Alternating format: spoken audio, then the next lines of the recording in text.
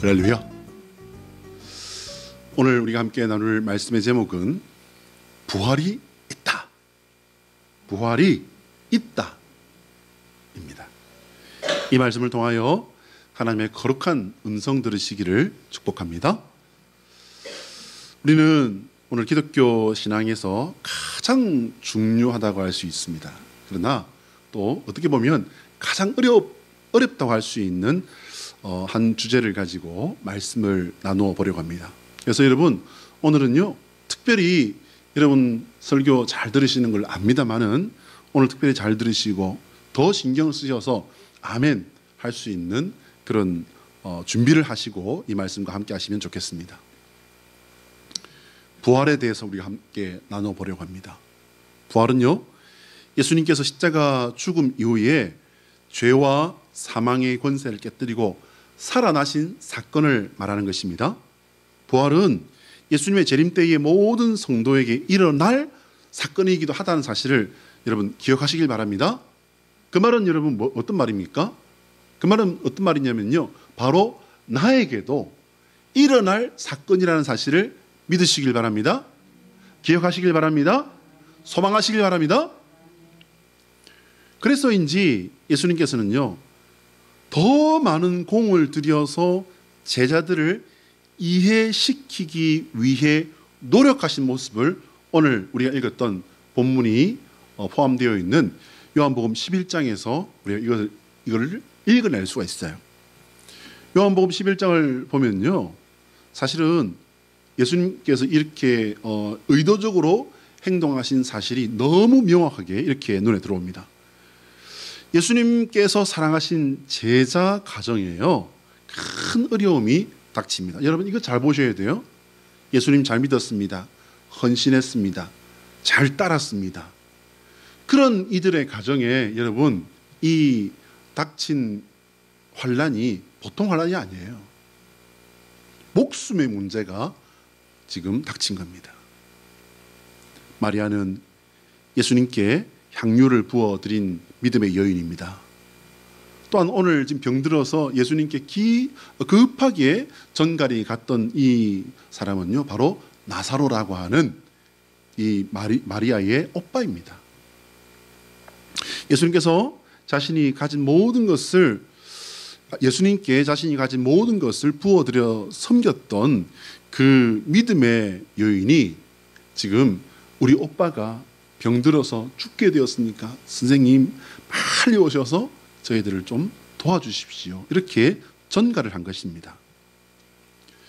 여러분 생각해 보시기 바랍니다. 예수님께 그 전가를 보냈을 때는 마음이 얼마나 급하고 간절했겠습니까? 그런데 기회를 받은 예수님께서는요 오늘 이 11절을 예수님의 태도와 그리고 시간들을 잘 보시면서 읽으셔야 돼요. 예수님은요 천하태평입니다. 오늘 4절 같이 한번 읽어볼까요? 4절 말씀을 읽어보시면요, 자 시작. 예수께서 들으시고 이르시되 이 병은 죽을 병이 아니라 하나님의 영광을 위함이요 하나님의 아들이 이로 말미암아 영광을 받게 하려 함이라 하시더라. 할렐루야. 근데 죽었어요? 안 죽었어요? 안 죽었어요? 안 죽었어요. 맞아요. 아직은 안 죽었어요. 지금 이 말씀하실 때는 아직은 안 죽었어요. 근데 뒤에 어떤 사건이 벌어집니까? 죽었어요. 죽잖아요. 아시잖아요. 네. 이렇게 말씀하신 후에라도 이제 예수님은 이제 그러면 자 출발해 볼까? 멀지도 않아요. 예루살렘과 지금 나사로가 병들어 누워서 죽어가고 있는 이 동네는요 불과 3km밖에 안 되지 않습니다. 거의 옆 동네라고 할 수 있어요. 천천히 걸어가도 금방 갈 수 있는 그런 거리입니다. 그런데 예수님께서는요 이렇게 말씀하셨으면 빨리 출발하셔야 되잖아요. 아니요, 출발 안 했습니다. 성경은 예수님께서 예루살렘에서 자그마치 이틀을 더 머무셨다라고 이렇게 기록하고 있습니다. 6절이죠. 예수님께서는 이제 나사로가 죽었음을 아십니다. 즉각 아셨어요. 나사로가 생명이 그 몸에서 딱 벗어난 그 순간에 예수님은 아셨죠. 당연히 아셨을 것이라고 봅니다. 그리고 오늘 말씀하십니다. 우리 친구 나사로가 잠이 들었다라고 말씀하십니다. 그러자 그 옆에 있는 제자들은 어떻게 말을 합니까? 주여, 잠들었으면 낫겠습니다. 뭡니까 여러분? 병든 사람은 잠 쉽게 편하게 자지 못합니다. 몸에 문제가 있으면은 깊은 잠 편하게 자지 못합니다. 그렇잖아요. 그런데 이제 잠들었다라고 하는 것은 뭐냐면, 예, 이제 병세가 조금 한 굽이 지나서 이제 그러면 낫겠습니다.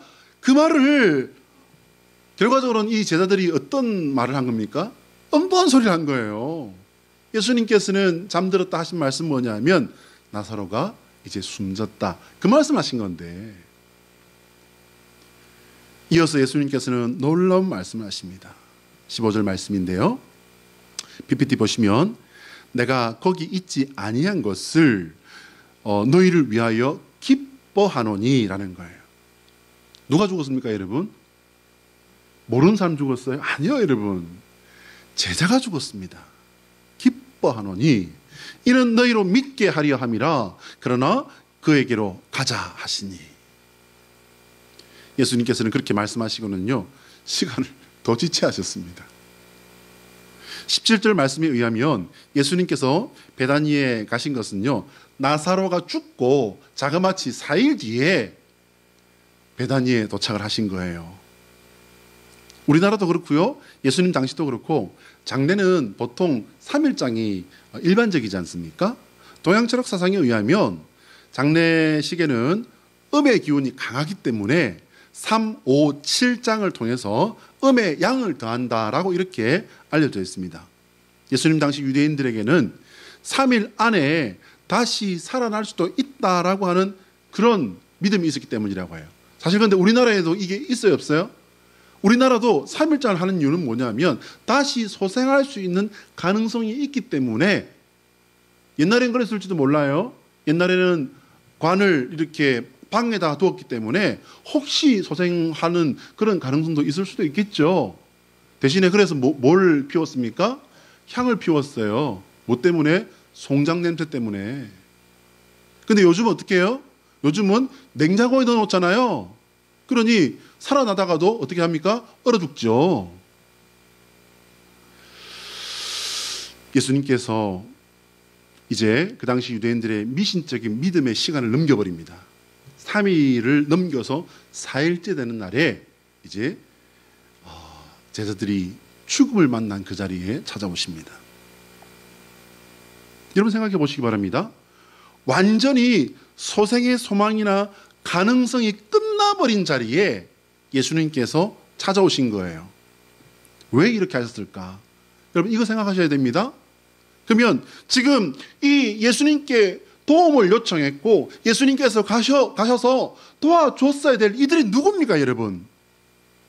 그냥 생명부지의 사람이라 할지라도 예수님께 그렇게 간절하게 구하고 부탁을 드렸다면 벗은 발로 가서 손 한 번만 얹어주셨으면 나아요 안 나아요? 좋은 말 할 때 대답해요. 나아요 안 나아요? 나을 줄 믿으십니까? 저도 믿어요. 분명히 살아났을 거예요. 그죠? 그것을 자매인 누이들인 마르다와 마리아도 알았기 때문에 선생님 빨리 오셔서 저희들을 좀 도와주십시오. 그렇게 예수님께 전가를 한 거예요. 사람 약 올리는 것도 아니고요. 예수님은 그들을 너무너무 사랑하셨다. 사랑하는 제자들이었다라고 성경에는 기록하고 있습니다. 오늘 본문 위에 있는 11장 5절에 기록되어 있어요. 그들을 사랑하셨다라고 기록되어 있습니다. 나사로의 장례식은요, 이 본문의 상황들을 이렇게 대략 읽어볼 때 7일 정도로 진행한 게 아닌가 이렇게 생각이 되어집니다. 왜냐하면요, 4일째 되었는데 그때도 예루살렘에서 베다니로 조문객들이 가고 있었어요. 예루살렘으로부터 많은 사람들이 찾아와서 조문을 하고 유족들을 위로하고 있는 상황이 성경에는 기록되고 있습니다. 그러나 주석가들은 그렇게 이야기합니다. 왜냐하면 다 알고 있으니까. 이게 이제 지난 역사이기 때문에 이렇게 말할 수 있는 거죠. 그들에게 예수님께서 부활의 사건을 보이기 위해서 그런 시간들 그리고 사람들을 부르셔서 그 자리에 있게 하셨다라고 하는 하나님의 섭리를 설명하고 있습니다. 예수님께서 도착하셨다고 하자 언니인 마르다가 달려나가서 맞이합니다. 20절이죠. 그런데 믿음의 여인 마리아는요, 예수님께서 오셨다고 하는데 집안에 앉아 있었다고 성경에 기록돼요. 이 부분이 조금 물음표를 갖게 합니다. 주석가들은 이 두 여인의 행동에 대해서 그렇게 설명을 합니다. 언니 마르다는요, 활동적이라는 거예요. 근데 어떻게 보면은 조금 직설적으로 보면 이 언니는 아주 성격이 좀 급해 보입니다. 근데 거기에 비해서 동생 마리아는 생각이 많은 그런 여인으로 주석가들은 분석을 합니다. 마르다의 말은 누가 봐도 신앙적입니다. 21절에 보면요, 주께서 여기 계셨더라면 내 오라버니가 죽지 아니하였겠나이다. 그러나 나는 이제라도 주께서 무엇이든지 하나님께 구하시는 것을 하나님이 주실 줄을 아나이다. 참 믿음 깊은 그런 말씀으로 보이잖아요. 근데 여러분 앞에 뭐라고 했습니까? 주께서 여기 계셨더라면 내 오라버니가 죽지 아니하셨겠나이다. 이거 뭐예요, 여러분? 믿음의 고백입니까? 원망입니까? 저는 이게 원망으로 보여요. 사실상 예수님께서 계셨으면, 선생님, 당신께서 여기 계셨더라면 우리 오빠 안 죽었을 수도 있잖아요. 왜 이제 오셨습니까? 저는 이 본문이 원망으로 보이더라고요. 어쨌든 원망도 마르다는 신실한 믿음의 제자답게 말하고 있는 것 같아요. 그러나 이제 22절 이하의 말씀을 보면요, 마르다도 예수님께서 그 부활의 주님이심을 모르고 있다는 게 확실해요. 22절에서 예수님께서 내 오라비가 다시 살아나리라 이렇게 말씀하십니다. 예수님께서는 이제 곧 예수님께서 일으키실 부활 사건을 지금 선포하신 거예요. 여러분 이거 잘 들으셔야 됩니다. 그런데 마르다는요, 유대인들의 전통적인 부활 사상에 기반해서 대답을 합니다. 24절인데요. 마르다가 이르되 마지막 날 부활 때에는 다시 살아날 줄을 내가 아나이다 라고 대답을 합니다. 이것만 해도 얼마나 참 신실한 대답입니까? 사실은 이것이 예수님 앞에 있는 마르다와 우리 모두의 상식적인 믿음이에요. 죽은 사람이 살아난다는 것은 일반적인 상식으로는요, 있을 수가 없는 일이잖아요. 그렇지 않습니까? 어떤 의사, 어떤 능력으로 이 죽은 사람을 살릴 수가 있단 말입니까? 이것은 일어날 수가 없는 일이다. 이렇게 우리는 알고 있습니다. 그것이 사실이고 그것이 상식이죠. 유대인의 전통적인 부활 사상이라도 믿고 있는 것이 참 가상하다. 이렇게 쳐줄 지경입니다. 그런데 믿음의 여인 마르다도 모르고 있는 한 가지 사실이 그녀의 눈앞에 있었습니다. 예수님 누구십니까, 여러분? 예수님은 그리스도십니다. 예수님은 하나님께서 인간의 몸을 입고 이 세상에 오신 분입니다. 아멘이신가요? 여러분 그 말은 딱 뒤집어 놓으면 무슨 말씀입니까, 여러분? 예수님이 누구시란 말씀이죠? 하나님이시라는 말씀이잖아요. 마르다의 대답을 들은 예수님께서 가르치려는 이제 본격적인 내용을 딱 까놓고 직설적으로 이제 말씀을 해버리십니다. 25절, 26절 우리가 앞에 화면에 뜰 텐데요. 같이 읽어볼까요? 자, 시작. 예수께서 이르시되 나는 부활이요 생명이니 나를 믿는 자는 죽어도 살겠고 무릇 살아서 나를 믿는 자는 영원히 죽지 아니하리니 이것을 내가 믿느냐? 이것을 내가 믿느냐? 아멘. 마르다는 예수님의 이 말씀에 놀라운 믿음을 고백합니다. 27절인데요. 이르되 주여 그러하외다. 주는 그리스도시요 세상에 오시는 하나님의 아들이신 줄 내가 믿나이다. 여러분 이 말씀을 보면 지금 마르다는 놀라운 믿음의 고백을 한 것 같아요. 그런데 여러분 이 마르다의 고백에 대해서 전통적인 신학자들의 주석은 좀 달라요. 이게 무슨 말이냐면요, 신학자들은 이게 그렇습니다. 주님께서 내 오라비를 살리실 줄을 믿습니다. 이렇게 이 부활의 소망을, 부활의 믿음을 고백드린 게 아니라는 거예요. 불트만 같은 유명한 그 신학자들은요, 이건 뭐냐면 믿음의 열심으로 이렇게 다짐하며 드린 고백이다, 이렇게 평가를 합니다. 참 믿음의 고백으로는 부족하다는 거예요. 왜냐하면 그 뒤에 이제 마르다의 행동을 연결해서 그렇게 분석하고 판단을 하고 있습니다. 마르다는요, 예수님을 두고 이제 집으로 가서 동생을 데려옵니다. 예수님께서 도착하셨다는 소식에 마리아는 언니와 함께 급히 달려나갑니다. 29절 말씀이에요. 마르다와 마리아가 급하게 달려나가는 것을 보고 조문했던 사람들이요, 무덤으로 가는 줄 알고 이제 이 두 자매의 뒤를 따라서 같이 나옵니다. 31절의 말씀이죠. 그리고는 이제 예수라는 사람을 이제 같이 만납니다.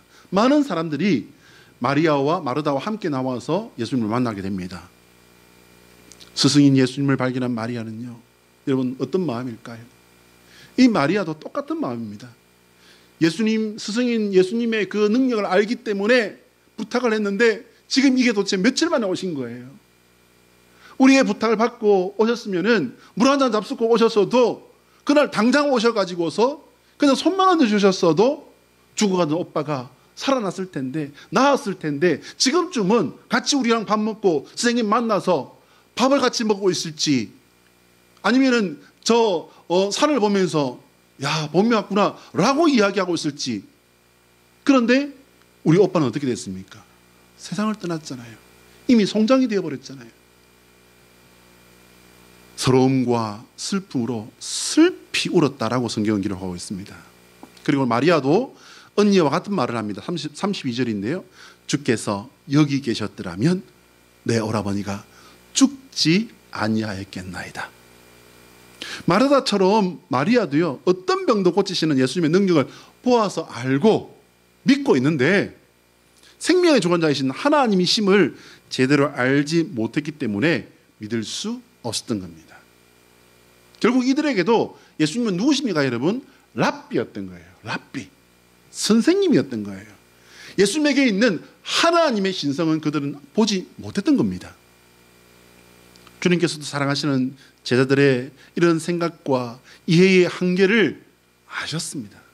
아시기 때문에 죽음의 절대 권력에 눌려서 어떤 것도 더 이상의 것을 생각하지도 못하고 소망도 품지 못하고 허덕이며 눌려있는 이 현실에 참으로 비통이 한 것은 예수님 한 분뿐이었습니다.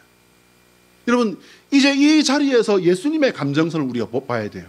예수님이 어떻게 하고 계십니까? 비통이 하셨다는 겁니다. 그거는 제자의 죽음으로 말미암은 비통함이라고 이렇게 생각하시면 앞뒤가 안 맞습니다, 여러분.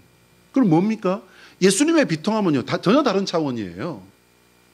죽음에 눌려서 죽음에 휘둘리고 그 이상의 것, 하나님께서 주시는 그 생명에 대해서는 보지도 못하고 알지도 못하고 구하지도 못하는 우리 인생들의 이 비참한 끔찍한 속박에 예수님은 비통이 하신 것입니다. 깨달으시면 아멘? 예수님께서는 나사로를 어디 두었느냐 물으십니다. 34절입니다. 이 말씀은요, 예수님께서 무덤이 어딘지를 몰라서 물어보신 거라고 보시면 곤란합니다. 아닙니다, 여러분.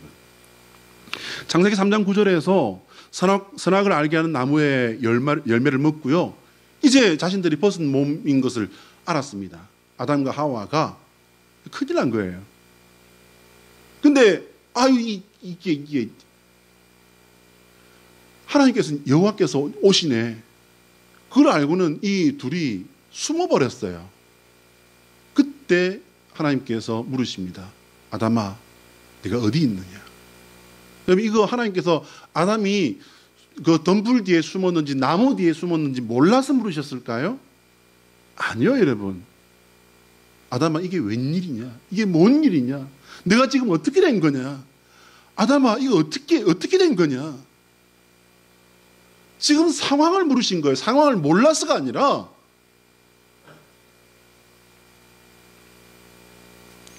죽음의 절대 권력에 눌려 아무것도 할 수 없는 너희의 죽음을 보라는 말씀입니다. 예수님께서는 무덤을 막고 있는 돌을 옮겨 무덤을 열어라 말씀하십니다. 이 말씀도 당신께서 그거 열 수 없으니까 그렇게 해석하시면 안 됩니다. 모든 것이 끝나버린 상식을 깨뜨리고 믿음의 눈을 열어라. 우리가 믿는 분은 천지 만물의 창조주이신 줄로 믿습니다. 온 세상의 주관자이신 줄로 믿습니다. 여호와 하나님의 본체이신 줄로 믿습니다. 할렐루야. 예수님께서 무덤을 막고 있는 돌을 옮겨 열어라 말씀하시는데, 여기서도 사람들은 지식과 사실을 들이대며 막고 났습니다. 뭐라고 합니까, 여러분? 선생님, 죽은 지가 나흘이나 되었음에 벌써 냄새가 나나이다. 그럼 이거 사실이에요, 아니에요? 사실입니다. 예수님께서 사신 그 지역의 그 환경으로 볼 것 같으면요, 죽은 지 하루 안에 사람은 부패가 시작됩니다. 안에서부터 벌써 이게 부풀어 오기 시작하고요, 부패가 시작되어 버립니다. 그러나 예수님께서도 그 사실을 몰라서 하신 말씀이 아니에요. 예수님께서는 내가 살려낼 것이니 너희는 이것을 보라 말씀하신 것입니다. 그들은 믿음으로 무덤의 문을 열면 되는 것이었습니다. 사랑하는 여러분, 나의 죽음으로 확정되어 있는 내 무덤의 문을 하나님 앞에 열어드리는 믿음의 백성 되시기를 축복합니다. 한번 따라합니다. 하나님의 소원은 우리가 예수 그리스도 안에서 부활의 믿음의 눈을 뜨는 성도가 되는 것이다. 시작. 하나님의 소원은 우리가 예수 그리스도 안에서 부활의 믿음의 눈을 뜨는 성도가 되는 것이다. 할렐루야. 부활의 믿음의 눈 뜨시고 부활의 소망 가운데 주님 앞에 살아가시는 저와 여러분 되시기를 축복합니다. 신실한 신앙의 성도들에게 물어봅니다. 예수님께서 나의 죄를 위해 십자가에 달려 돌아가신 것을 믿으십니까? 아멘 하시죠? 예수님께서 나의 죄와 사망의 권세를 깨뜨리고 부활하신 것을 믿으십니까? 제가 처음에 말씀드렸잖아요. 오늘 신경 써서 아멘 하셔야 된다고. 제가 다시 한번 더 여쭐게요. 예수님께서 나의 죄와 사망의 권세를 깨뜨리고 부활하신 것을 믿으십니까? 근데 이제 여기서 진짜 아멘을 하셔야 돼요. 예수님께서 부활하신 것처럼 나도 부활할 것을 믿으십니까? 아멘이십니까? 와, 저는 여러분이 아멘 못할 줄 알고 여기다 원고에다 뭐라고 하냐면요, 점점점점 이렇게 놨어요. 역시 저의 믿음을 훨씬 넘어가는 훌륭한 믿음의 성도들인 줄로 믿습니다. 우리는 예수님을 눈앞에 두고도 죽은 사람이 살아나는 것을 있을 수가 없는 일입니다 라고 하는 상식으로 인해서 믿음의 눈을 뜨지 못한 마르다와 마리아와 같은 상식의 사람입니다. 그럴 수 있습니다. 그런데 사람들의 그 공통적인 질문은요, 바로 이거예요. 어떻게라는 거예요. 어떻게 죽은 사람이 살아날 수가 있단 말입니까? 너무나도 상식적이고 당연한 질문이에요, 여러분. 이거 죽은 사람이 살아난다는데 이거 이렇게 안 물어볼 사람이 누가 있겠어요? 어떡해요? 죽었는데 지금 이미 부패가 시작돼서 이게 지금 말로는 설명할 수도 없는 그런 곤란한 상태 가운데 있는데 어떻게 이런 사람이 살아난단 말입니까? 여러분, 어떻게를 물어보는 사람에게 권하는 질문이 있습니다. 어떻게 그 비참한 예수의 십자가가 온 인류의 역사를 변화시킬 수 있었단 말입니까? 어떻게 그렇게 많은 기적들이 2000년 동안 일관되게 온 세상에 예수 믿는 사람들에게 일어날 수 있었단 말입니까? 어떻게 그 많은 순교자의 피를 흘리고도 교회가 문을 닫지 않고 오히려 더 강력하게 세상을 감동시킬 수 있었는지, 그걸 어떻게 그렇게 될 수 있었는지 생각해 보라고 질문하고 싶습니다. 박효진 장로님 간증에 대해서 제가 말씀을 요즘 몇 번 드렸는데요. 이 박효진 장로님의 간증에 나오는 이야기입니다. 너무나도 재능이 많은 이 장로님의 친구가 사업이 망했어요. 완전히 망했어요. 진짜 제가 아는 어떤 장로님처럼 토큰 하나도 살 수 없는 정도로 이렇게 쫄딱 망해버린 거예요. 그런데 이 친구들이 볼 때에 너무 아깝게 실패해버렸어요. 정말 재능이 많고 성공할 수 있었는데 너무너무 아깝게 그만 실패의 쓴잔을 마시고 말았습니다. 이 장로님 생각하기를 저 친구는 이번 실패를 통해서 정말 큰 걸 배운 것 같아. 한 번만 정말 조금만 누가 도와주면 저 친구는 분명히 일어설 거야 라는 마음의 확신이 있었다는 거예요. 그래서 친한 친구들 몇 명에게 이렇게 이야기를 합니다. 야야 여보게, 저 친구가 우리가 많이는 못 모아줘도 조금씩 이렇게 해서 다시 한번 기회를 만들어 보세. 이렇게 이야기를 해서 친구들이 이제 능력껏 해서 이제 돈을 조금 만들어서 줍니다. 여보게, 이거는 빌려주는 걸세. 자네가 실패하면 또 어쩔 수 없겠지만 그러나 자네가 이제 성공한다면은 이거 갚아야 되는 걸세. 이러고는 빌려줍니다. 이렇게 실패를 해본 친구여서 그럴까요? 정말 절치부심해서 열심히 일을 해서 이 친구가 사업이 성공을 한 거예요. 사업이 이제 회사 성공을 해서 조그맣게 일을 시작한 이것이 회사가 되고, 그리고 이제 회사가 자리를 잡고 번듯한 집도 이제 이렇게 마련을 해서 삶이 회복이 된 겁니다. 그런데요, 언제부턴가 말도 안 되는 이 소문이 이 친구들 사이에 돌기 시작한 거예요. 무슨 말이냐면요, 우연히 이제 이 박 장로님이 친구들과 식사를 하고 있는데, 여보게, 참이 어떻게 말을 참 안전할 수도 없고 전할 수도 없고 참이 곤란하네. 뭔데 그러나 했더니, 우리가 도와준 그 아무개 있지 않나. 그 친구가 뭔가 큰 오해를 하고 있는 것 같아. 뭔데 그래? 물어보니까 이러는 거예요. 박효진이가 이제 자기를 핑계 삼아서 친구들한테 돈을 이렇게 모아가지고 전해주긴 전해줬는데 돈을 삥땅을 쳤다는 거예요. 이렇게 억울한 소문을 이렇게 하면서 입에 담을 수 없는 욕을 하고 다닌다는 거예요. 그 말을 듣고 이 장로님이 얼마나 화가 났는지 친구들이 다 돌아가고 난 다음에 가만히 생각하니까 생각할수록 너무 분하고 억울한 거예요. 그래서 이제 어느 순간에 이 생각이 생각을 부르고 생각이 생각을 굴리다 보니까 혈기가 팡 터져버린 거예요. 집에서 입고 있는 이 추리닝 바람에 손에 잡히는 대로 들고 나선 게 야구방망이였다고 합니다.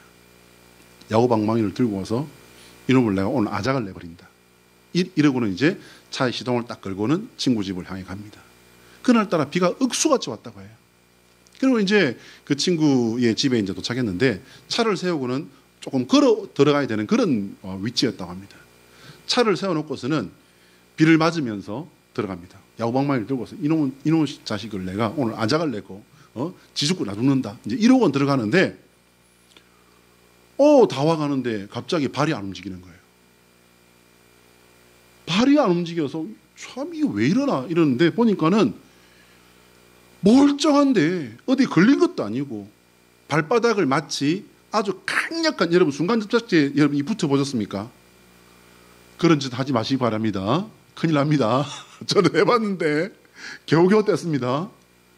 온 발을요 강력한 순간접착제를 잔뜩 붙여가지고서 딱 붙여놓은 것처럼 전혀 떼지질 않더래요, 발이. 그래서 아무리 용을 쓰고 움직이려고 해도 앞으로 단 한 발자국도 못 나가겠더랍니다. 그러고 있는데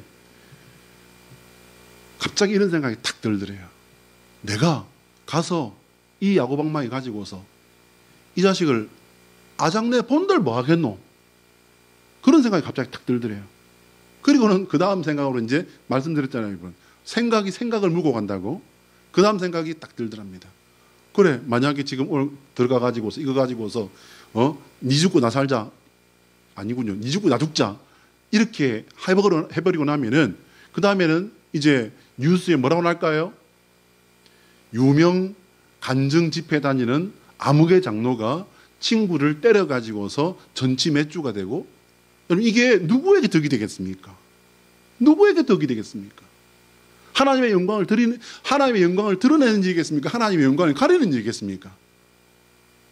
그리고는 그 생각이 딱 들기 시작하니까는 이 장로님이 자기도 모르게 획 돌아섰는데 분명히 붙어서 한 발자국도 갈 수 없었던 그 발이요 휙 돌아서더랍니다. 그리고는 그냥 휘쩍휘쩍 가볍게 집으로 돌아갔더래요. 그러면서 원수는 하나님께, 그리고는 그냥 가는 길에 야구방망이도 이런 걸 들고 뭐 하겠노? 그리고는 그 개울가에 다 던져버렸답니다. 자, 여러분 예수님께서는요 사람들이 보는 앞에서 죽은 나사로의 이름을 부르십니다. 제가 여러분 몇 번 말씀드리지만요, 하나님은 당신의 일을 숨어서 하신다고요? 드러내신다고요? 하나님은 열심히 드러내십니다. 당신의 일을 드러내시고 당신을 드러내셔서 여러분 하나님이 자랑하려고 하시는 거겠습니까? 아니요. 내가 여기 있다. 나를 보아라. 나를 믿으라. 나에게로 오너라. 할렐루야. 예수님의 그 부르심에 죽어서 이미 부패해서 냄새가 나던 나사로가 다시 살아나 사람들 앞에 나타났습니다. 할렐루야. 여러분 이 상황 뭐 영화로 만들어도 이게 참 어려운 부분일 것 같아요. 돌문을 열었는데 거기서 여러분 말로는 형용할 수 없는 송장 썩는 냄새가 안 났겠습니까?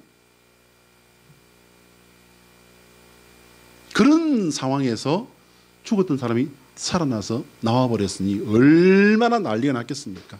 근데 그 이후의 말씀은 그렇게 기록하고 있습니다. 이것을 본 많은 사람들이 예수님을 믿었더라.